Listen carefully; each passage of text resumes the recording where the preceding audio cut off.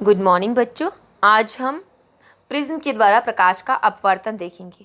इसके लिए हम एक सफ़ेद शीट पर प्रिज्म रखकर उसकी बाउंड्री बना लेंगे ऐसी, और बाउंड्री बनाने के बाद स्केल की सहायता से एक तिरछी लाइन खींचेंगे। यहाँ पर हमने स्केल रखकर और एक तिरछी लाइन खींच ली है। इसके बाद हम 2 ड्राइंग पिन्स लेकर इस तिरछी रेखा पर लगाएंगे। इस पे हम ऑल पिन्स भी लगा सकते हैं। यहाँ पर ड्राइंग पिन अवेलेबल थी तो ड्राइंग पिन लगाएंगे। दोनों बिल्कुल एक सीधी रेखा में लगाएंगे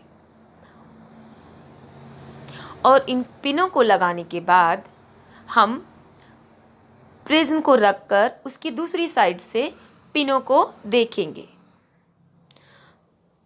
जैसे हमने यहाँ ये प्रिज्म रख दिया है और प्रिज्म के दूसरी तरफ से हम इन पिनों को देखते हैं।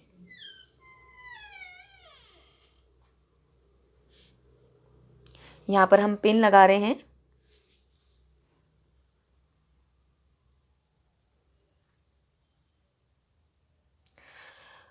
प्रिज्म के अंदर से हम देखेंगे तो हमें यहाँ पर ग्रीन जो ड्राइंग पिन्स है उनके प्रतिबिंब दिखाई देंगे और उन प्रतिबिंब की बिल्कुल सीधे हमें 2 और ड्राइंग पिन लगानी है जो बिल्कुल उनके एक साथ सीधी रेखा में दिखाई दे। जैसे कि हमें यहाँ पर ये पिन दिखाई दे रही है, ग्रीन पिन। अब आपको प्रिज्म के अंदर से अब हम बिल्कुल इनकी सीधी रेखा में 2 और ड्राइंग पिन लगाते हैं। बिल्कुल सीधी होनी चाहिए वो। ये चारों की चारों ड्राइंग पिन जो हम लगाएंगे वो हमें देखने पर एक सीधी रेखा में दिखाई देनी चाहिए।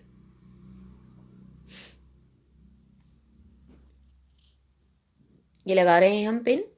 जैसा कि हम देख रहे हैं हमने चारों पिन लगा दिए यहाँ पर। अब हम इन पिनों को हटा लेंगे और इन पिन की जगह जो ये स्पेस बन गए हैं उनकी जगह हम क्या लगा देंगे, यहाँ पर सर्कल लगा देंगे। और सर्कल लगाने के बाद प्रिज्म को यहाँ से हटा लेंगे और इन जो भी हमने सर्कल बनाया इसके लिए हम एक सीधी रेखा खींच देंगे जो कि प्रिज्म पर दिखाई दे रही है। अब प्रिज्म कुछ ऐसा दिखाई देगा जो हमने डायग्राम बनाया है। अब हम पहली वाली पिनों की जगह P और Q लिख देंगे और बाद में जो पिन थी उनकी जगह हम लिख देंगे R और S। जहाँ पर पहली किरण ने प्रिज्म में प्रवेश किया उसको हमने नाम दे दिया E, और दूसरे वाली पिन जहाँ से निकल रही है किरण उसको, दूसरी पिन जहाँ से निकल रही है उसकी जगह हमने यहाँ पर E लगा दिया है। अब हम देखते हैं कि हमारा डायग्राम इस तरह बनकर तैयार है। ग्राफ को हमने यहाँ मिला दिया है। अब हम क्या करेंगे, D की सहायता से यहाँ पर इस वाली सतह पर प्रिज्म की हम क्या करेंगे, E बिंदु पर एक लंब बनाएंगे जिसको हम अभिलंब भी बोलते हैं। इस प्रकार D को हमने इस बिंदु पर रख दिया है।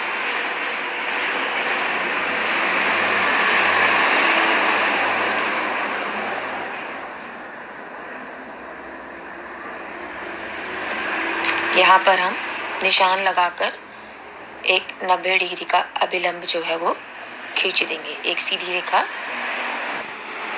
यहाँ पर हमने इस सतह पर एक अभिलंब बना दिया है M और N डैश, जो कि इस सतह पर क्या है 90 डिग्री का कोण बना रहा है। ऐसे ही इस सतह पर भी हम F बिंदु पर D को रखकर एक अभिलंब बनाएंगे। D की सीधी लाइन को नीचे वाली को इस प्रिज्म की सतह की सीधी लाइन की में करना है और फिर हमें यहाँ पर एक 90 डिग्री का कोण बनाना है निशान लगाकर। इस बिंदु को हमें यहाँ मिला देना है जो कि हमारा दूसरा अभिलंब बन जाएगा इस सतह पर। स्केल की सहायता से हम इन बिंदु को मिला देंगे। इस तरह से ये हमारा इस सतह पर M और M डैश दूसरा अभिलंब बन गया है और N और N डैश पहला अभिलंब। अब हम यहाँ देखेंगे ये प्रकाश की आपतित किरण है PE। अभिलंब के साथ जो ये कोण बनाती है इसको हम बोलते हैं आपतन कोण। और उसके बाद ये है EF, ये हमारी है अपवर्तित किरण।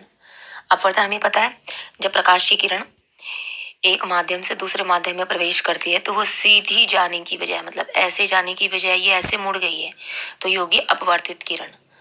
तो ये आपतित किरण अभिलंब के साथ जो कोण बनाएगी वो आपतन कोण, और अपवर्तित किरण जो बनाएगी वो क्या होगा हमारा अपवर्तन कोण, जिसको हम R फॉर रिफ्रैक्शन, जिसका मतलब होता है अपवर्तन ये वाली किरण दिखाई।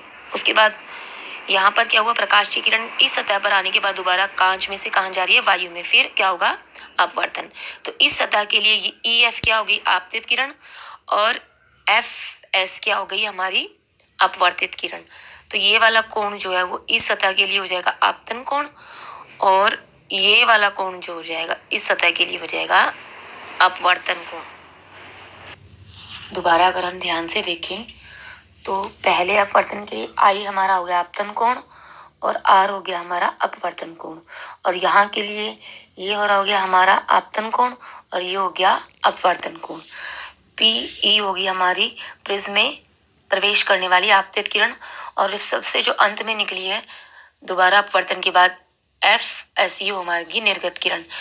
जो आपतित किरण होती है उसको अगर हम आगे की तरफ बढ़ाएं और ऐसे ही निर्गत किरण को आगे की तरफ बढ़ाएं तो आपतित किरण और निर्गत किरण दोनों एक दूसरे की यहाँ पर एक कोण बनाती है। इस कोण को हम बोलते हैं विचलन कोण। इसको हम ऐसे भी दिखा सकते हैं,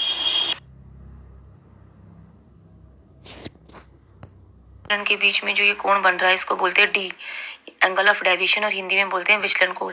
इसका मतलब है कि आपतित किरण यहाँ जानी चाहिए थी पर ये विचलित होकर कहाँ जा रही है, इधर, तो इस कोण को बोलते हैं विचलन कोण। हम यहाँ पर देखेंगे कि हमारा जो प्रकाश की किरण है वो वायु से कांच में प्रवेश करती है तो उसका अपवर्तन होता है। तो यहाँ पर यह है आपतन कोण और यह है अपवर्तन कोण। तो अगर हम इसको D से नापेंगे तो हम देखेंगे आपतन कोण हमारा ज़्यादा होगा और अपवर्तन कोण हमारा कम। क्यों? क्योंकि जो प्रकाश की किरण है वो क्या कर रही है, जब विरल माध्यम से सघन माध्यम में जाती है तो वो अभिलंब की ओर झुक जाती है, इसलिए ये वाला कोण क्या हो गया, कम। दूसरे सतह के लिए देखें तो ये वाला जो हमारा कोण है ये अभिलंब है और इसके साथ जो हमारी आपतित किरण कोण बना रही है वो हो गया आपतन कोण, और ये वाली इस सतह के लिए ये क्या होगी, अपवर्तित किरण। तो अपवर्तित किरण जो अभिलंब के साथ कोण बना रही होगी वो हो गया अपवर्तन कोण।